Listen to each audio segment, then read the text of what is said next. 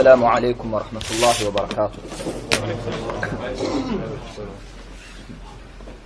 Yəni, qardaşlar, düzün desəm, yəni bilmirdim ki, yəni mühit bu cür olacaq.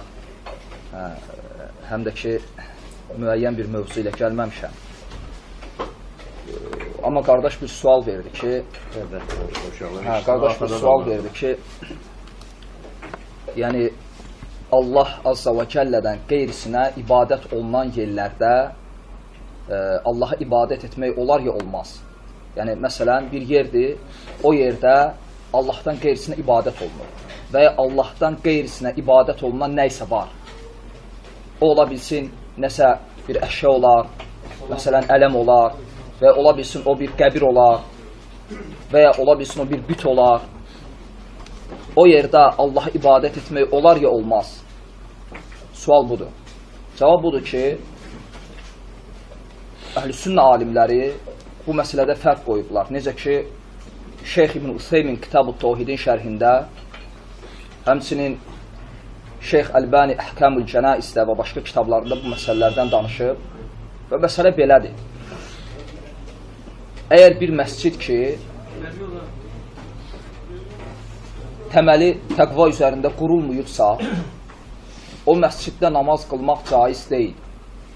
Əgər o məscidin təməli təqva üzərində qurulmuyubsa və təməli təqva üzərində qurulmamaq nə deməkdir? Bu o deməkdir ki, yəni məsələn, misal olaraq qəbri götürsək, qəbir olub və sonra o qəbirin üzərində bir məscid tikilib. O halda o məsciddə namaz qılmaq caiz deyil. Və İmam Əhməddən bir rəvayət gəlib ki, birdən qılınsa, namaz batildir. Yəni, namaz tezdən əda edilməlidir.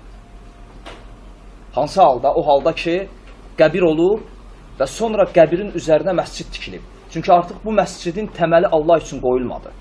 Bu məscid nə üçün tikildi? O qəbir üçün. Bu birinci haldır. Ancaq ikinci hal budur ki, tutaq ki, məscid olub və məscid Allah üçün tikilir və təməli Allah üçün qoyulub. Təqva üzərindədir və sonradan məscidə nə isə salınıb. Bu sufilərdə var, tutaq ki, məscidi biri tikir və məscidi tikdirən öləndən sonra onu məscidin qapısının yanında, ya kandarında, ya məscidin içərisində bir yerdə bastırırlar. Məscidi tikən öləndən sonra. Və bu halda o məsciddə namaz qılmaq batil deyil. Və namaz qılmaq caizdir. Fəqət bəzi alimlər deyiblər ki, bir halda bəyənilmir ki, əgər o məscidin yanında başqa bir məscid var, salamatdır. Və sənin imkanın var ki, gedib o məsciddə qılasan. O halda bəyənilmir ki, içində qəbir olan məsciddə namaz qılasan. Yalnız bu halda. O da haram deyil, əgər qılınsa namaz səhihdir. Və məsələ belədir. Və bundan başqa şəriətdə məsələ yoxdur. Bundan başqa şəriətdə məsələ yoxdur. Yəni, iki dənə məsələdir, hansı ki, onları da qeyd elədim. Fəqət, ümumi nəsiyyət olaraq bir şey deyim, bu sualdan doğru bu. Əslində, bu məsələlər bugün bəzi insanlar üçün bəhanə olur. Məscidləri tərk eləmək üçün. Yəni, hələm Əhl-i-Sünnə alimlərindən elə bir alim çıxmayıb ki, belə bir kitab yazsın və hər hansı fiqhi və ya etiqadi kitabda belə bir bölüm açsın ki, tutaq ki, məscidləri tərk etməyə səbəb olan amillər. Belə bir şey yoxdur şəriətdə. Ki, məscidləri tərk etməyə səbəb olan amillər. Fəqət bunlar hamısı bəhanələrdir, insanları məscidlərdən yayındırmaq üçün. Eyni bizdə bu müğənnilər olmur, gündə hər il yeni bir repertuar ilə ortaya çıxırlar. İndi Allah qorusun, şəriətdə də bu ab-ı havanı yaradıblar. Yəni, hər il yeni bir repertuar ortaya gəlir. Hər il. Və sən təsəvvürlə ki, bu dəvət boyunca 10 il, 20 il ərzində hər il biz bir şey eşitmişik. Və eşitdiklərimiz də nəyə qulluq eləyir? Yalnız cəmaatı məsciddən necə uzaqlaşdıraq. Buna qulluq eləyir. Yəni, sən aqil insan, yəni hamımız, yaşımız çox, yaşımız az, elmimiz çox və ya az. Hamımızın özümüzə görə ağlımız var. Təsəvvürlə, burada hansı aqil insan fikirləşə bilər ki və hökm verər ki, bir məsciddə tutaq ki, ələm qoyulub, gedib kimsə bir taxta dəmir parçası atıb məscidə və çıxıb gedib. Və mən də dururam sabah deyirəm ki, o məsciddə namaz qılmaq haramdır. Və sən təsəvvürlə ki, mən o məscidə gedən minlərlə cəmaatın haqqını yığıram boynuma. Və mən nə edəcəm qiyamət günü?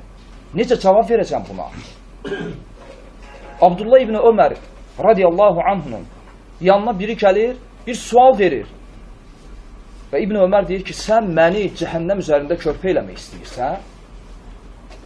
Yəni, məni cəhənnəm üzərində körpə edəsən, üzərimdən keçəsən və qiyamət gün deyəsən ki, İbn Ömər deyib, düşsə də o düşəcək. Çünki fətvanı o verdi. Və sən təsəvvürlə söz deyirsən və sənin dediyin sözə görə yüzlərlə, onlarla insan məscidi tərk edir və hamısının haqqı sənin boynundadır. Və aqil insan düşünməlidir ki, gəl belə fərz edək. Bir dəmir parçasına görə bugün biz məscidi tərk elədik. Onsuz da bidət əhli istəmir ki, biz onların məscidlərinə görək. Onda ən rahat üslubdur. Hər məscid bir dəmir parçası qoyacaq məscidin içinə və deyəcək ki, onsuz da bunlar ələm olan məscidə girmirlər. Yaxşı, nə edəcəksən? Harada qılacaqsan cüməni, harada qılacaqsan cəmaatı, harada qılacaqsan bayramı. Bugün bidət əhli eşitsə bunu, hər məsciddə bunu tətbiq edəcəklər. Nə var səni o məscidə salmasınlar deyə. Ona görə Şeyx Əlbani Rəhməhullahın gözəl bir sözü var. Deyir ki, mən bu gənclər barəsində, təbii ki, Şeyx Əlbani gənc deyəndə, yəni bizim kimi gəncləri nəzərdə tutmurdu. Şeyx Əlbaninin bu sözü şəriətdə professor, doktor olan insanlara idi, onları adlandırırdı bu cür. Və deyirdi ki, mən bu gənc insanların yəni şəxsiyyətləri barəsində pis zəndə deyiləm. Ola bilər içlərində doğrudan da şəriəti istəyənlər var və Allahın dini üçün qeyrətli olanlar var. Amma deyir, mən onların elmləri barəsində pis zəndəyəm. Çünki onlar elə sözlər deyiblər ki, o sözlər dəlalət edib onların cahil olduqlarına. O sözlər sübut olub ki, bunlar cahildirlər. Və ona görə şeyx deyir ki, ola bilər onlardan bəziləri, bəzi şəri məsələlərdə nəysə nəsibləri var. Amma onlar hələ də düzgün İslami tərbiyə ilə tərbiyələnmirlər. Və bax sən, məsələn, xüsusən də Şeyx Əlbaninin fətvalarına adi bir misal deyim. Şəriət alimləri, demək olar əksəriyyəti, alimlərin cümhuru bu rəydədir ki, məsciddə ikinci cəmaat qurmaq olmaz. Yəni məsciddə, o məscidlərdə ki, o məscidin yəni, müəyyən müəzzini var və müəyyən imamı var. Və cəmaat namazı qılınıb və sonra bir 10 nəfər, 15 nəfər namazı gecikirlər və gəlirlər, tezdən biri iqamə verir, biri də imam durur, ikinci cəmaatı qururlar. Alimlər bu ikinci cəmaatı bəyənməyiblər. Səbəb cəmaatçılıq, səhvləri bölməmək. Baxma ki, namazdır, yəni qılınan namazdır, amma ortada bir məqsəd var. O da nədir? Cəmaatçılıq. Ona görə insan hər şeydən öncə bunu düşünməlidir. Yəni bir hərəkət edəndə, bir söz deyəndə bunu düşünməlidir və Allah Azza və Cəllə bizdən bunu tələb edir. Buyurur ki, "Ud'u ilə səbili rabbikə bil hikmə vəl məv'udətil həsənə və cədilhum billəti hiyə əhsən." Onları Rəbbinin yoluna hikmətlə dəvət et və onlarla ən gözəl şəkildə mübahisə et. Və alimlər deyir ki, hikmət nədir? Hikmət odur ki, bir şeyi öz yerində deyəsən. Bir şeyi öz məqamında edəsən. Bu hikmətdir. Amma sən bir şeyi öz yerində deməsən, bu odur ki, sən hikmətsiz hərəkət edirsən. Ona görə Abu Hüreyrə radiyallahu anhu deyərdi ki, Allah Rasulü mənə 2 növ elm öyrətdi. Hansı ki, o 2 növ elmdən bir qismini isə deyirəm. Və bir qismini desəm, siz məni öldürərsiniz. Nə üçün? Çünki siz buna hazır deyilsiniz. və bu cür hikmətlə hərəkət edirdilər. Və sahabələr də belə idi, tabiinlər də və onlara tabi olan hidayət rəhbəri olan imamlar da. Ona görə bugün hər bir sələfi, çünki dəvət, yəni mənim, sənin, atanın mülkü deyil axı. Mən necə istədim, eləcə də o mülkünə rəftar edeyim. Dağılsa da deyim ki, atamın mülküdür. Bu Allahın dinidir və əmanətdir. Ona görə o kəslər ki, əslində dəvət əhli deyirlər, onlar dəvəti düşünmürlər. Ona görə onların boyunlarında dəvətin məsuliyyəti yoxdur. Və bu səbəbdən harada gəldi, nə gəldi, necə gəldi danışırlar. Və səbəb budur. Çünki onlar heç vaxt, siz özünüz də bunun şahidisiniz. Və hər kəs bunu bilir, o insanlar heç vaxt boyunlarında dəvət məsuliyyəti hiss eləməyiblər. Və onlardan birini misal göstərin mənə və deyin ki, bu dəvətçidir. Və 2 dərs qədər və 1 broşurka qədər dəvəti var. Birini misal göstərin. Belə birisini tapa bilməyəcəksiniz. Ancaq əksi misal olduqca çoxdur. Əksi misal nədir? Bugün dəvət tərk edilib, bütün dəvət nəyin üzərində qurulub? Dəvətçiləri gözdən salmaq. Məqsəd budur. İnsan var ki, gecə-gündüz dəvət üçün çalışır. Dəvət ilə yatır və onunla durur. Dəvət naminə günlərlə, həftələrlə ailəsini tərk edir. Və insan var, o da həmçinin. Gecə-gündüz o dəvətçilər barədə düşünür. O dəvətçilər deyir, yatır, o dəvətçilər deyir, durur. Onların dərslərini dinləyir, elm naminə yox. O məqsəd nə ki, görüm harada xəta eləyəcək. Bu qəlbin xəbisliyidir və qəlbi xəstəliyidir. Yəni, qəlb xəstəliyin əlamətlərindəndir. Çünki Peyğəmbər sallallahu aleyhi və səlləm buyurur ki, bədəndə bir ət parçası var, o islah olsa, bütün bədən islah olacaq. Və o ifsad olsa, bütün bədən ifsad olacaq. İstər dil və istər əzalar.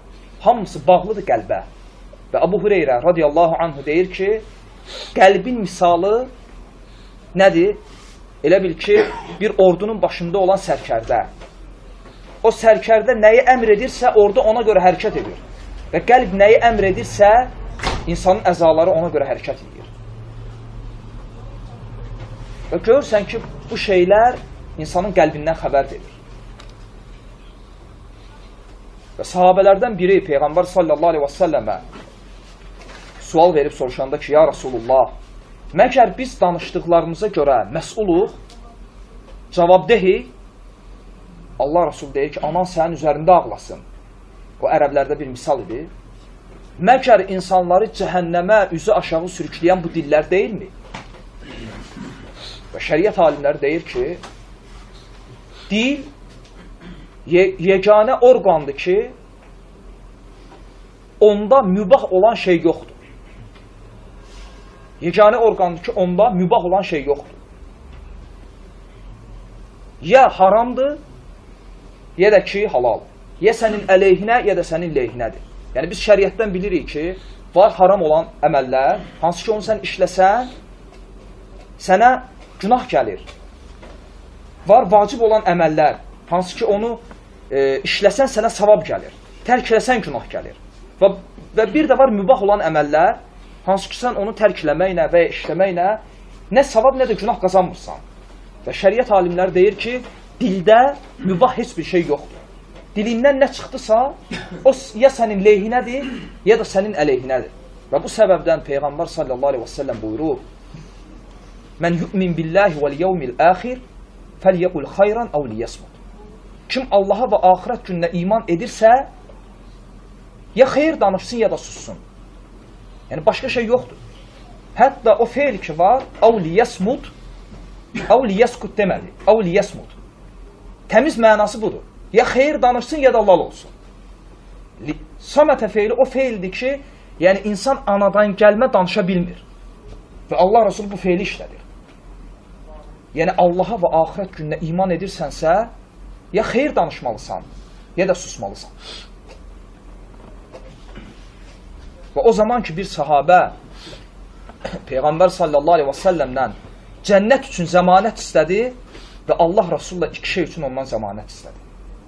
Dedi, iki ayağının arasında olana, övrətinə və iki dodağın arasında olana, dilinə zəmanət ver, cənnəti sənə zəmanət verir. Və Allah Azze və Cəllə Qur'anda buyurur, bilgin olmayan bir şeyin ardınca düşmə. İnnə səmə vəl-basara vəl-fuadə kullu ulaikə kana anhu məs'ulə. Həqiqətən göz, qulaq və qəlb, bütün bunların hamısı məsuldur. Hamısı cavab verəcək qiyamət günü. Ona görə insan dilini qorumalıdır. Allah Azze və Cəllə həm kitabında, həm Peyğəmbər sallallahu aleyhi və səlləm sünnətində bizə zənni qadağan deyir. Və ayədə Hucurat surəsində buyurur ki, zəndən çəkinin.